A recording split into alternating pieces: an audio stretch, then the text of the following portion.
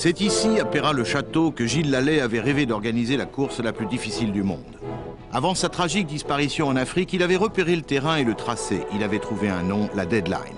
Il avait imaginé les ingrédients d'une course absolue, avec d'abord le froid et la neige.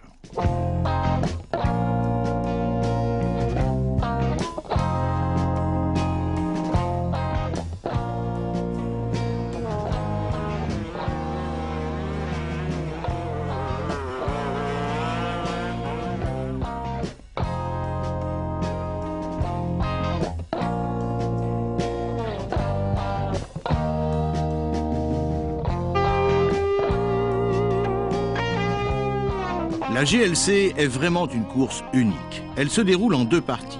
Le matin, tous les pilotes prennent le départ d'une épreuve de sélection. On y trouve donc des spéciales de classement banderolés, comme des terrains de motocross, ou en ligne. Les pilotes y sont lâchés un par un. Seuls les meilleurs prendront le départ de l'après-midi.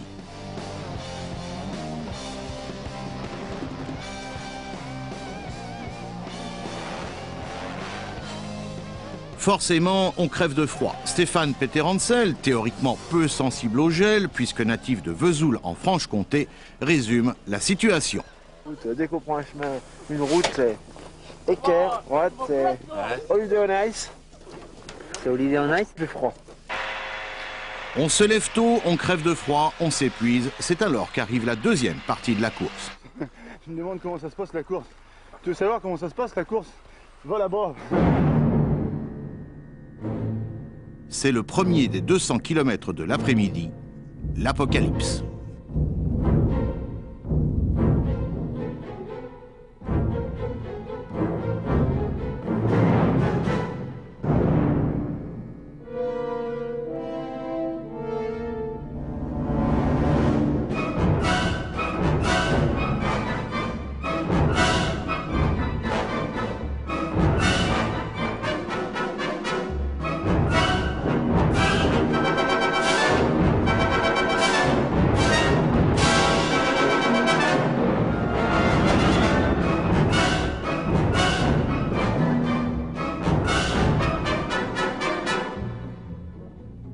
S'il voyait ces images, le grand Gilles saurait qu'il ne s'est pas trompé. C'est bien la course la plus difficile du monde.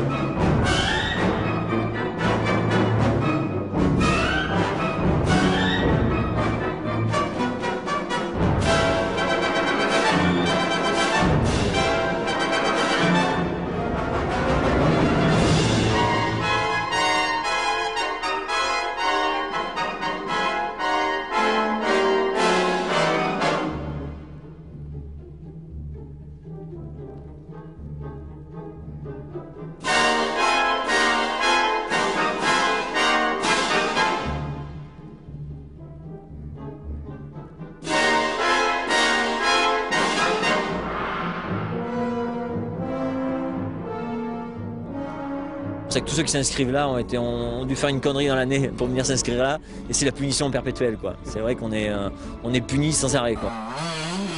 Après la mort de Gilles, la course fut appelée la Gilles Lallet classique, dont voici un autre ingrédient, les bourbiers, appelés les moulards par les enduristes. Il y a déjà beaucoup d'abandon et c'est loin d'être fini.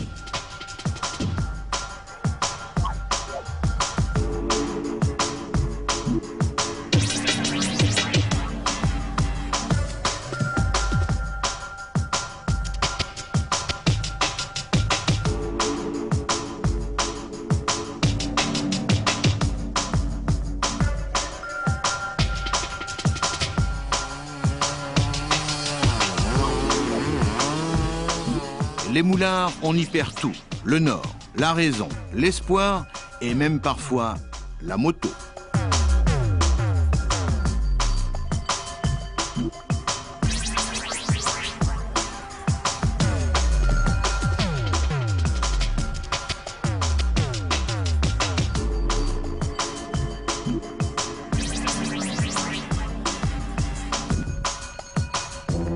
Même les meilleurs y ont droit. Ici, Sven-Erik Jonsson, vainqueur de la première édition, est considéré à l'époque comme le meilleur enduriste du monde. Plouf!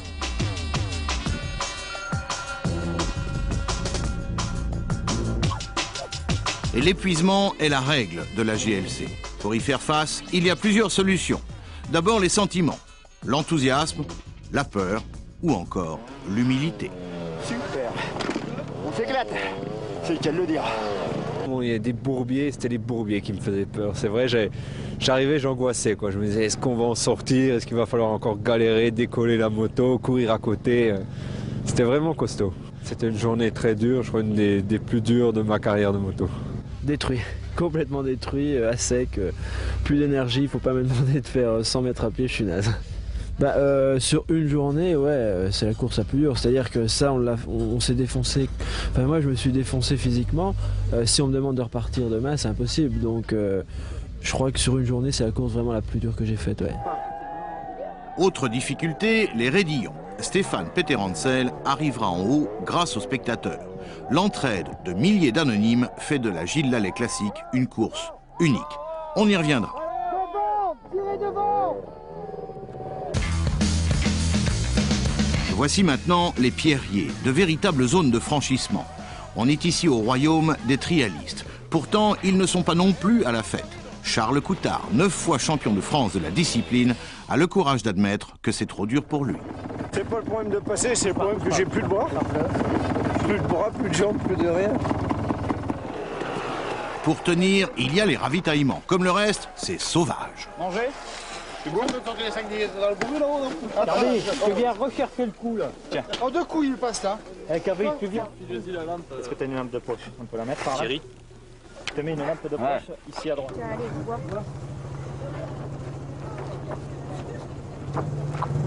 Mais la roue arrière, elle... Ouais, on est plus quoi, cool. Non, il faut changer l'éclairage là.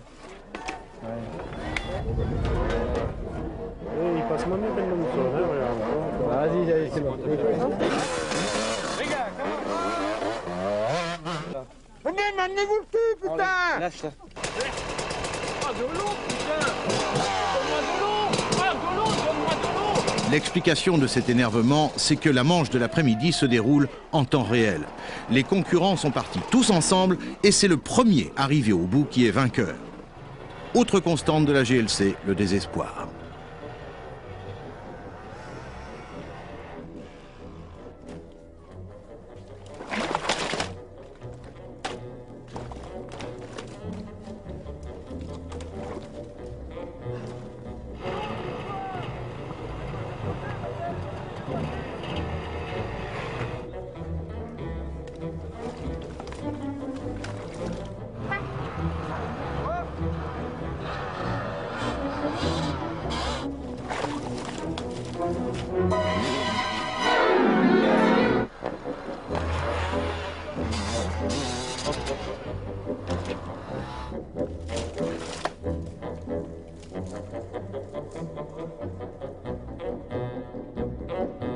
Et puis arrive la nuit. C'est loin d'être terminé, les moteurs aussi commencent à désespérer.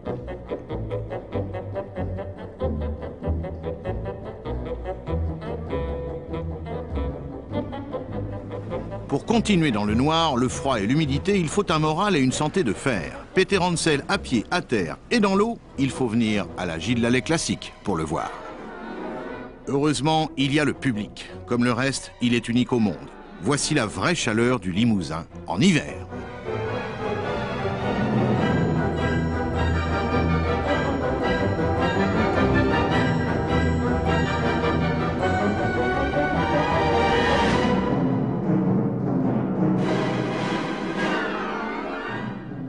Tenir est une obsession. De l'eau.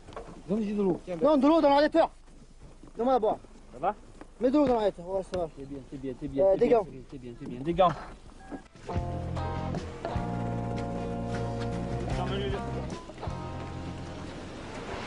Coup de pompe. Ouais. Des problèmes Pas assez mangé, pas assez bu. Le froid.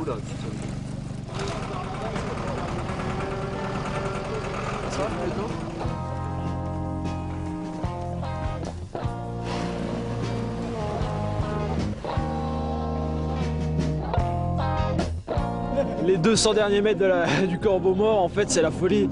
C'est impossible. J'ai dû faire, je sais pas, 20% de la côte ou ou 10% de la côte par mes propres moyens, et le reste, c'est le public qui m'a tiré jusqu'en haut. Sans eux, je serais jamais arrivé en fait. Pour tenir tout au long des 200 km de cette journée d'enfer, il y a l'entraide du public. La vraie spécialité de la Gilles Lallet classique.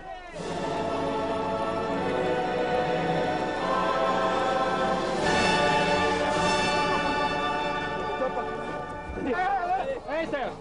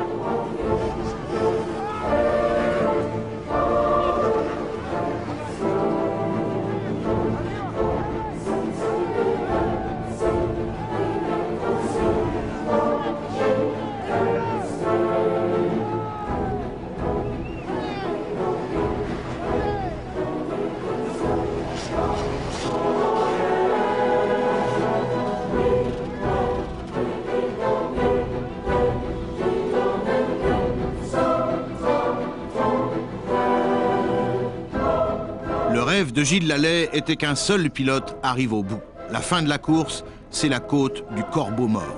Attention, triomphe. 15 à 20 000 spectateurs en délire, frissons et chair de poule garantie.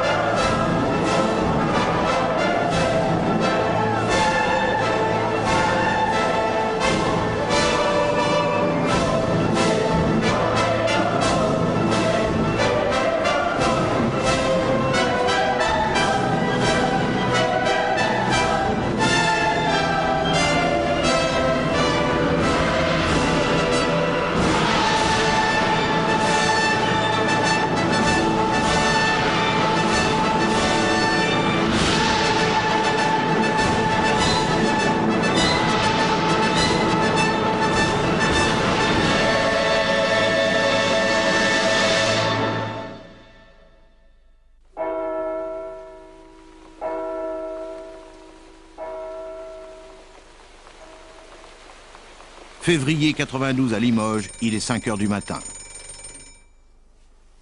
Stéphane Peterhansel se lève bien avant le jour. Gilles Lallet s'est tué au Congo il y a 2 mois. Catherine, son épouse, a repris le flambeau et les copains du désert ont répondu présent. Ah Maya, t'as passé une bonne petite nuit? Ouais. Courte mais bonne. Courte mais bonne. Ça t'en met pas dessus, non? Ouais, ça me rappelle de mauvais souvenirs. Pourquoi? Ça me rappelle les départs du Dakar. Sitôt que ça. Ils sont là par solidarité et aussi parce qu'ils sentent le début d'une belle légende. Numéro 1, nous aurons bien sûr Stéphane Peterhansel, le dernier vainqueur du Paris-Le-Cap. Stéphane Peterhansel est là, forcément. À ses côtés, au départ, avec le numéro 2, le Suédois Sven-Erik Jönsson, probablement le spécialiste absolu de ce genre de course folle et en tout cas le meilleur enduriste du monde. Il est 6 heures du matin, il fait très froid et très humide.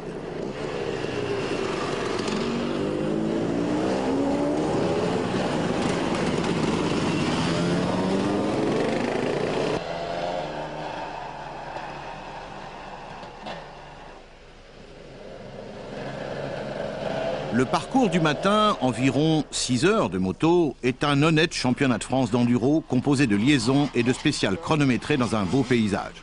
Difficile, mais on est en terrain connu. Le meilleur temps de la matinée est pour le Français Alain Olivier. Pour l'instant, c'est seulement très joli. C'est quand même de l'enduro et certains endurent mal.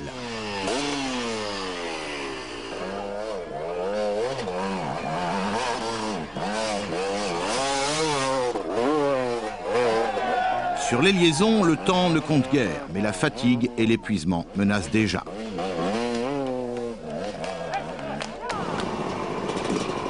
Dans les spéciales, les premiers numéros de Dossard arrivent propres et groupés. C'est la première année, on n'est pas encore de vrais professionnels à l'organisation. Et le décompte des départs de spéciales sur les doigts du starter n'est pas tout à fait dans les règles de l'art. Pas grave, on comprend. Voici une spéciale en ligne, le rêve de l'enduriste. Ici, il faut aller vite. Seuls les 60 meilleurs temps prendront le départ de la deuxième partie de la course.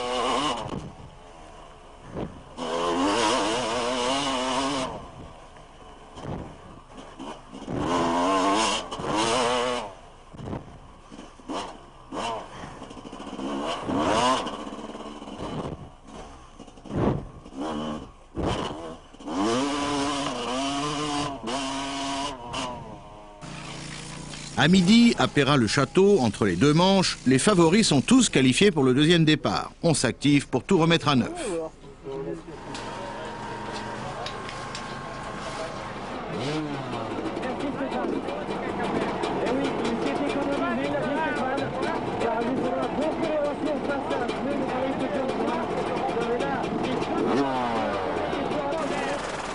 Le départ de la manche de l'après-midi est donné en ligne. Dans 200 km, le premier arrivé à la côte du Corbeau-Mort aura gagné. Pour l'instant, c'est un motocross emmené par Peter Hansel. Mais la douleur attend dans le bois, un peu plus loin. Quand on court la Gilles Lallet classique, il faut savoir souffrir. On peut même se demander s'il n'est pas un peu nécessaire d'aimer ça.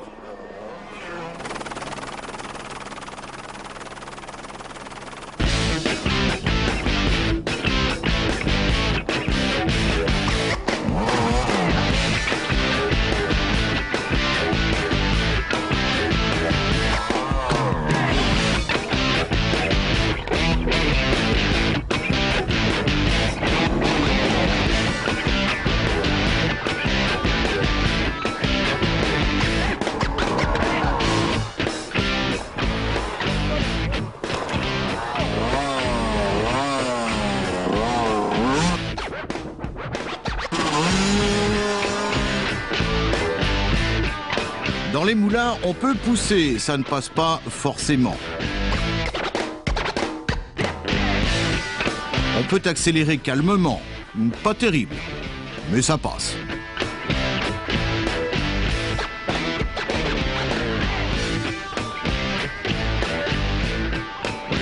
On peut courir, ça passe, génial, enfin, moins. Quand ça ne passe pas, il faut s'arracher du moulin. Ensuite, nettoyer. Et les héros sont fatigués. Je glisse sur le garde-boue arrière. Passez-moi un chiffon, s'il vous plaît. Ça se passe comment la course? Ça se passe comment la course? Tu me demandes comment ça se passe la course.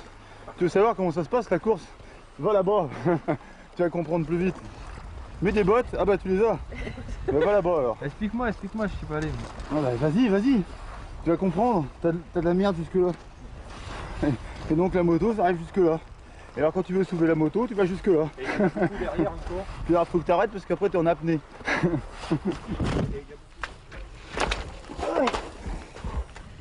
Allez. Tu l'as pas vu le bourbier? Ouais, c'est partout. Là.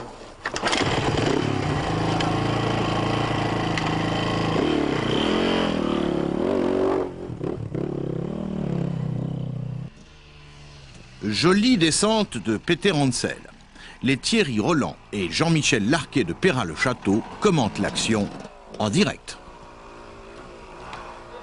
Peter est venu, bon, il a jamais gagné quoi que ce soit ici. Il sait très bien que c'est pas d'une part son terrain, et il sait que bon, ben, le terrain du Limousin, il est difficile. Mais à travers ce qu'il sait, je suis sûr que lui aussi, aujourd'hui, il découvre quelque chose qu'il ne pensait pas. Hein.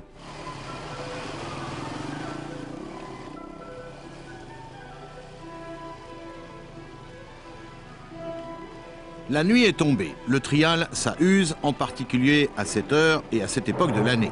Le message de Gilles Lallet était « Allez au bout de vos forces ». Application à la lettre. Pour certains, c'est un calvaire. Mais le Gotha est au bout. La fameuse côte du Corbeau mort et la satisfaction légendaire de pouvoir dire « J'y étais ».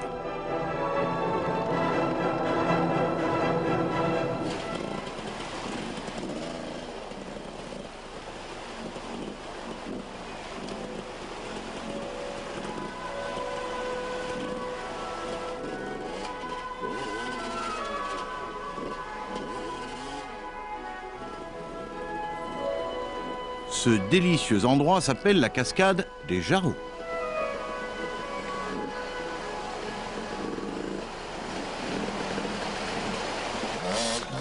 Cinq heures après le départ, le deuxième départ, Sven-Erik Jonsson arrive le premier, donnant cette victoire historique à la marque Husqvarna.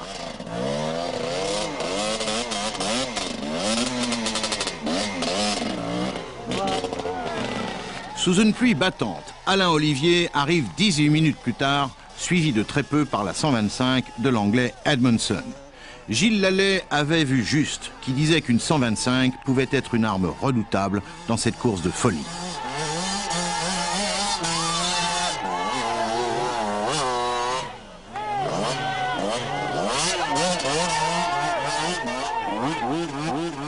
Sven-Erik Jonsson, c'est un gars, au niveau enduro mondial, dans ce type de truc, c'est la référence. Donc je suis assez flatté de faire deux derrière lui. Le formidable Peter Hansel avait tout à perdre dans cette course, sauf l'honneur et l'amitié pour Gilles Lallet et sa femme. Il est 7e, totalement rincé. Il avouera plus tard n'avoir jamais rien fait d'aussi dur dans sa vie. Quant à Thierry Charbonnier, 4e, il aura de très jolis mots à l'arrivée. Quand j'avais un petit moment comme ça, je pensais tout de suite à Gilles. Et je sais que bon, il voulait cette course. En plus, il pleuvait. Je crois que c'est ce qu'il voulait. Donc, ça m'a toujours remonté le moral et j'ai toujours été de l'avant, je crois, en pensant à lui. Ils seront 22 à l'arrivée de cette première historique. Jonsson, Olivier, Edmondson, Charbonnier, Rivière, Pidou, Peter Hansel, Bouffiou, Roland, Miroir, Charles, Alguet, Pfefferle, Morales, Cavandoli, Charbonnel, Magnaldi, Esquirol, Estelle, Mella, Wouters. Le dernier, Masso Blasco, arrive 4 heures après le vainqueur. Les héros sont là, la légende est en marche.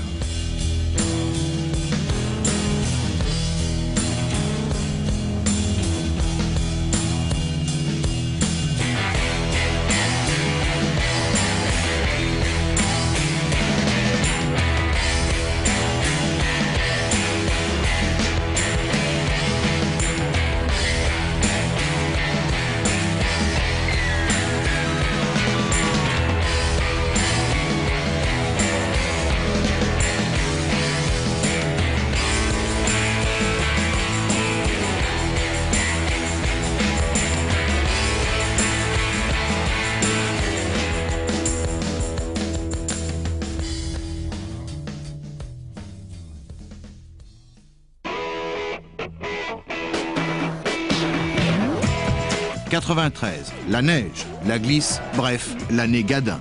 Ça commence mal.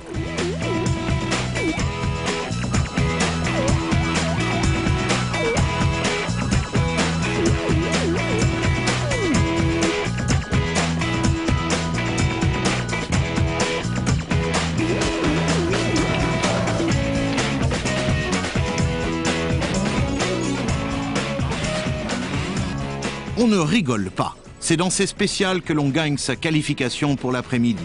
Il faut être dans les 100 meilleurs temps. Et l'on se retrouve alors en ligne aux côtés de Stéphane Peter Hansel. L'année dernière, on savait que ça allait être dur, mais on pouvait espérer que ça soit que des racontards. Et maintenant, on sait que c'est plus de la rigolade, on sait que ça va être très dur. En plus, avec la neige, ça va pas arranger les choses. Enfin, j'en suis sûr que si Gilles avait été là, il serait très heureux de voir le temps qu'il fait. Parce que je pense que pour lui, c'était le scénario parfait, en fait. L'homme qui est aujourd'hui vainqueur de 6 Paris-Dakar, mais aussi 11 fois champion de France et 5 fois champion du monde d'enduro ne se trompe pas. Quand il dit que son ami Lallet aurait adoré ce type de terrain, cela signifie que les concurrents vont souffrir. Normal, Gilles avait tracé la course pour fabriquer des héros de légende.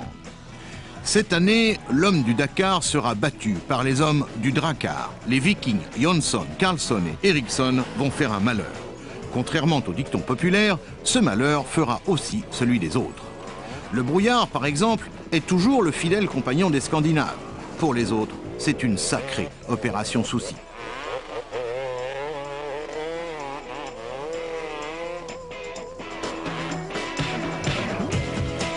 Sven-Erik Jonsson, un numéro 1 qui entend bien le rester.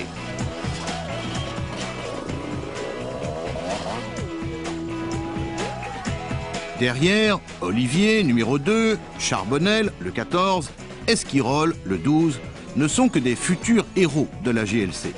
Jonsson et Karlsson roulent ensemble, impériaux, imparables.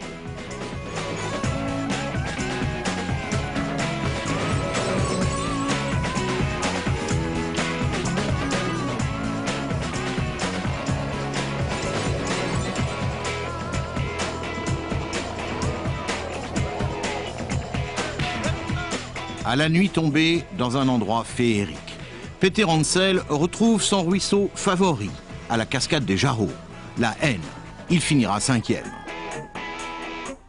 Après 11 heures de moto, Sven-Erik Jonsson double sa victoire de 92 devant Ken Carlson et les 10 000 spectateurs du Corbeau Mort. Ce coin perdu de France, battu des vents et des bourrasques de neige, est aussi célèbre et dingue que le Supercross de Bercy. Les héros sont portés en haut de la côte par 20 000 mains inconnues. Ils sont 15 en tout et pour tout. Charbonnel sauve l'honneur des Français en montant sur le podium avec les Suédois.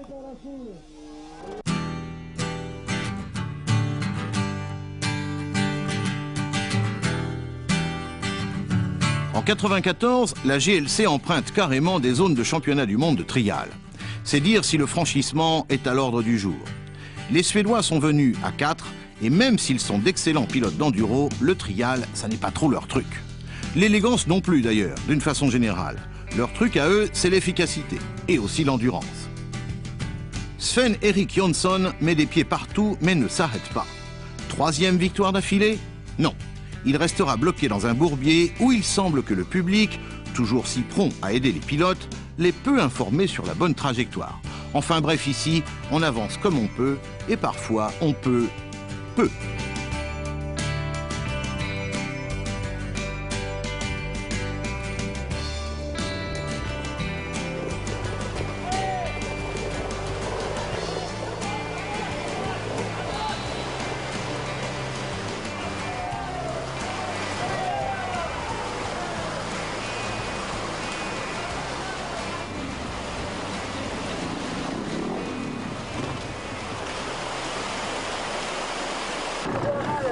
Cette année, Peter Hansel n'ira pas jusqu'au bout. Qu'est-ce qui s'est passé? Je tombe en pleine naissance, tout bêtement. Ouais. Mais le Limousin, c'est pas forcément très peuplé. Hein. Donc on peut marcher des fois longtemps sans rencontrer une ferme. Et voilà, c'est ce qui s'est passé. J'ai marché un quart d'heure dans un sens, un quart d'heure dans l'autre pour trouver une ferme. J'ai d'aller à pied, c'est une première, ça. Ouais. Devenons ensemble un public branché en connaissant les hauts lieux de la GLC. Voici le bourbier de Quenouille. Voilà qui sent la France profonde. Et d'ailleurs, le bourbier l'est profond. Le pierrier trialisant s'appelle le bois de Crozat.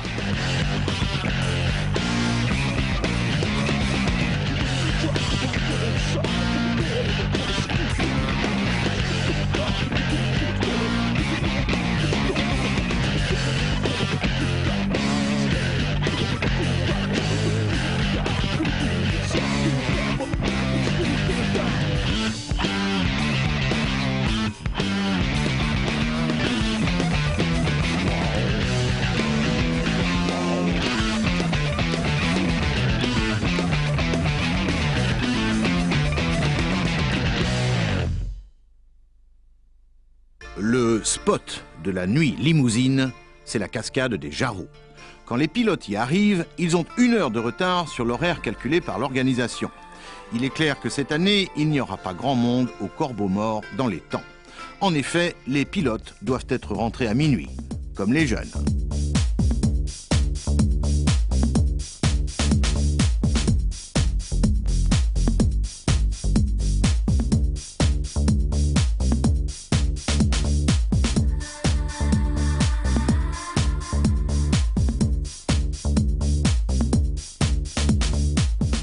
Le moral tombe, les abandons aussi. Fabien Rolland ne verra pas le bout. Ça fait trois mois que je m'entraîne comme un fou. Et bien là, non, je le verrai pas. C'est pas pour moi encore. Je suis vraiment déçu, mais bon, faut être logique. Hein, quand on est dans mon état actuel là, je peux plus continuer, donc il vaut mieux s'arrêter.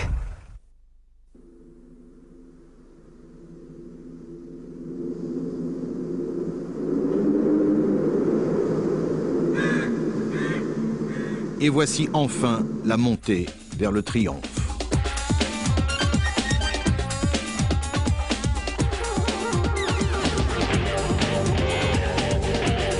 Les pilotes ont 15 heures de moto dans les jambes. Ils seront 9 à l'arrivée. Cyril Skirol met fin à la domination des pilotes suédois, il roule quand même sur Husqvarna, et entre dans la légende de la course la plus dure du monde. Viennent ensuite Jansson, Olivier, Charbonnel, Edmondson, fidèle à la 125.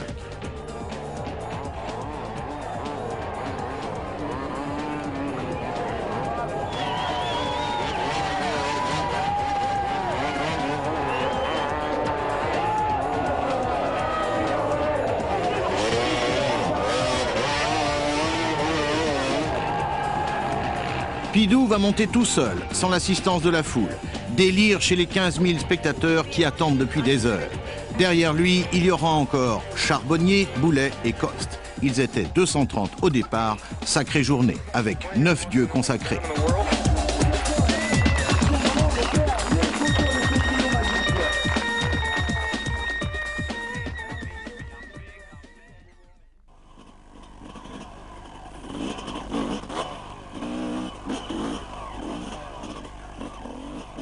« 1995, leçon de pilotage. Dans le bourbier, gaz. Et on ne lâche pas. »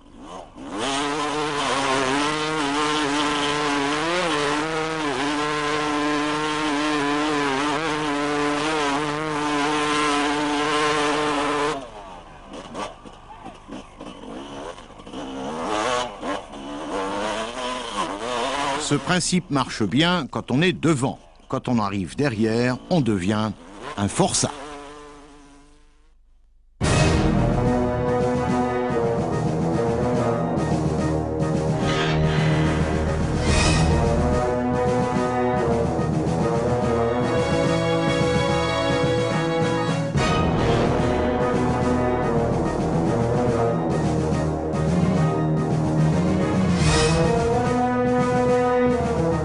On ne s'en lasse pas, eux non plus d'ailleurs. La preuve, ils sont là tous les ans.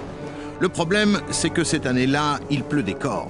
Les moulards sont voraces, les ruisseaux en crue, les motards en hard et bientôt en haillons. Des forçats, l'armée des zombies.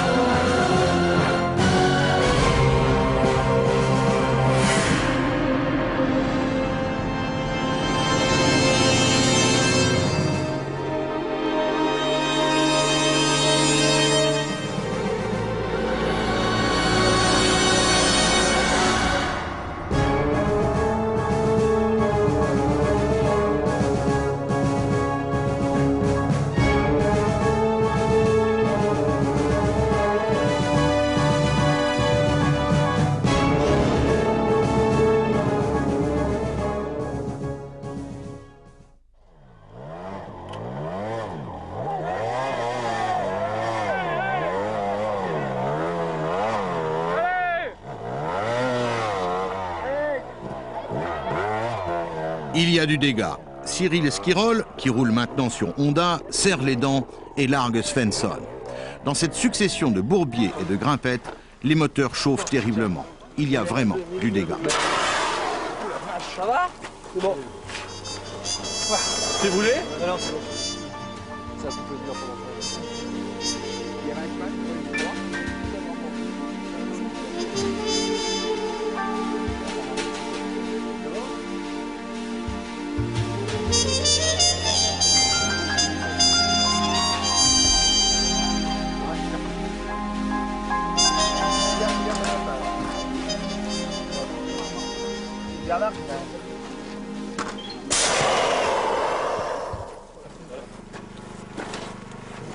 forme devant. Je vais arrêter. Hein? Mais ça, il a eu jusqu'à faux. Non? Là. Ça va? Pas trop loin. Vous avez fait la moitié à peu près. On n'est pas loin de fond. Et après, Eric, c'est moins... Les côtes, elles sont ici, les plus dures côtes. Hein. Ouais, Après, à fond, ça relâche un peu. Ouais, sur Royer, après, c'est bon. Et entre Royer et Saint-Martin, tout ça, il y a... Ouais. La moitié, là. Il a fait la plus dure.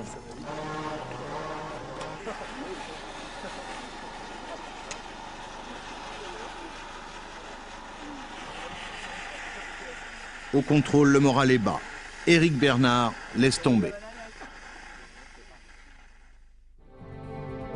Au corbeau mort, ils seront 4 en tout et pour tout.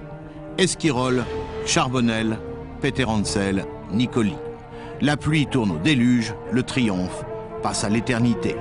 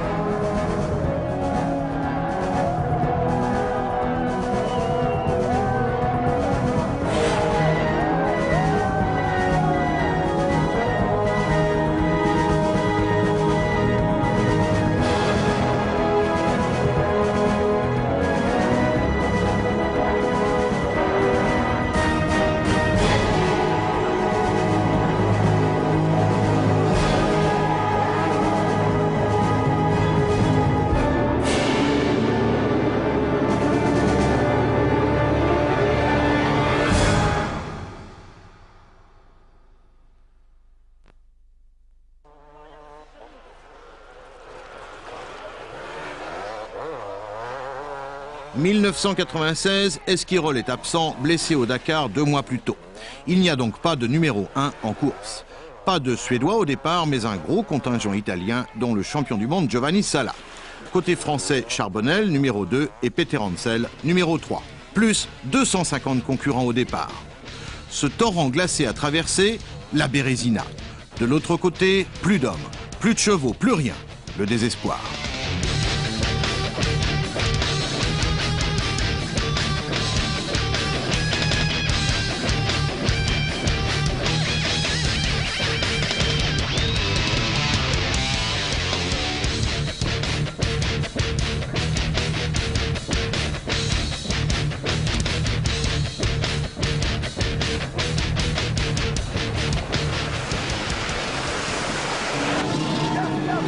De cette manche de sélection démentielle, Peter-Hansel est sorti en tête. La manche de l'après-midi est lâchée pilote par pilote pour des raisons de sécurité. Le résultat se fera sur le principe intangible de la GLC. Le premier pilote au bout a gagné. Dès le départ, gaz.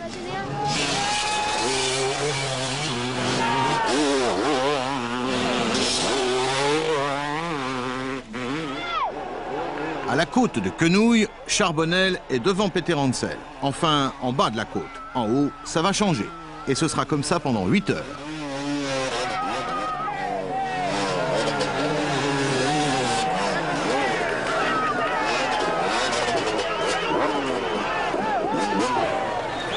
Ici, pratiquement en ville, Peter-Hansel est en tête. Charbonnel est juste derrière. Énervé, il veut reprendre du temps. Il va viser le monticule où le public est installé.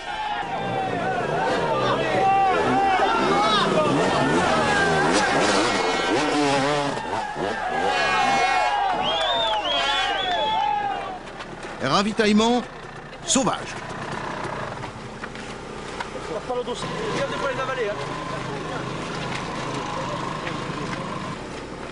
C'est bon, vous emmerdez pas de ça. C'est bon, donne-moi Laurent. Bon, allez, Laurent. Allez, Laurent. Tenez, c'est... 3 lunettes, pas de gants.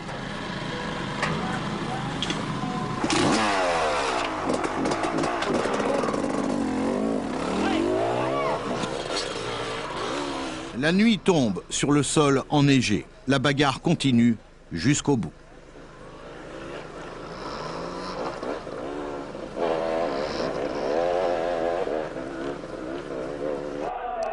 À la côte du Corbeau mort, on entre dans le sublime. Les deux pilotes arrivent en même temps.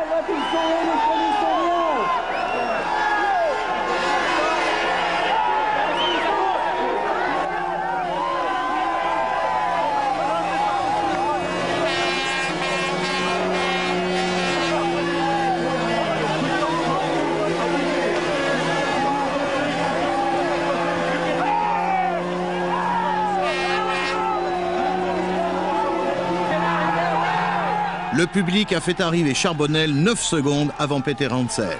L'histoire retiendra une égalité divine.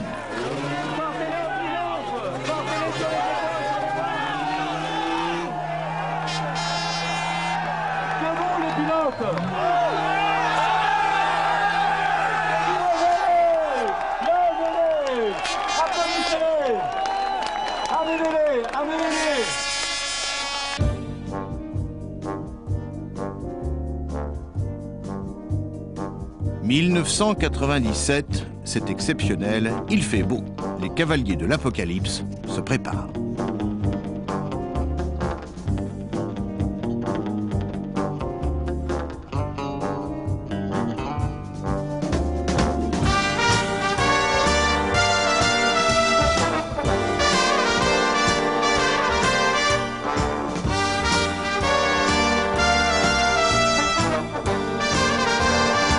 Dans la côte des Pradelles, Cyril Esquirol et les 10 premiers passent magnifiquement. Le beau temps, sans doute.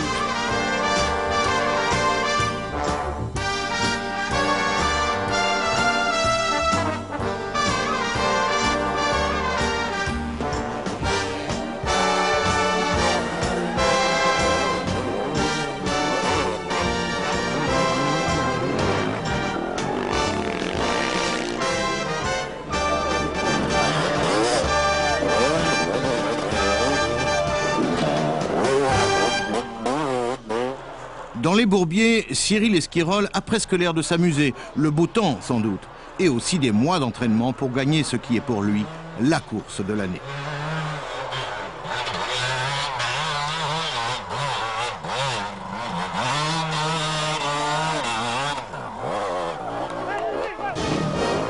Retour en arrière à la côte des Pradelles, voici les suivants.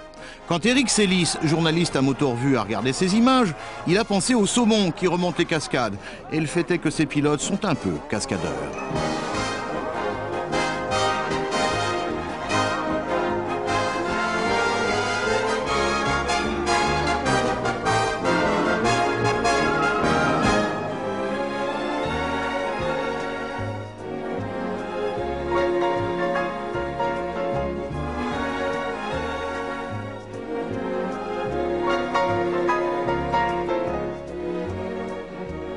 Il fait beau, d'accord, mais le pierrier de Crozat reste une vraie vacherie.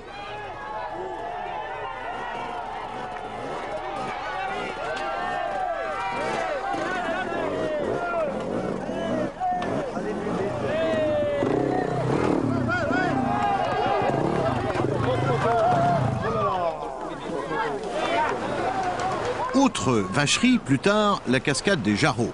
Charbonnel est devant. Esquirol a été retardé par un problème de chaîne.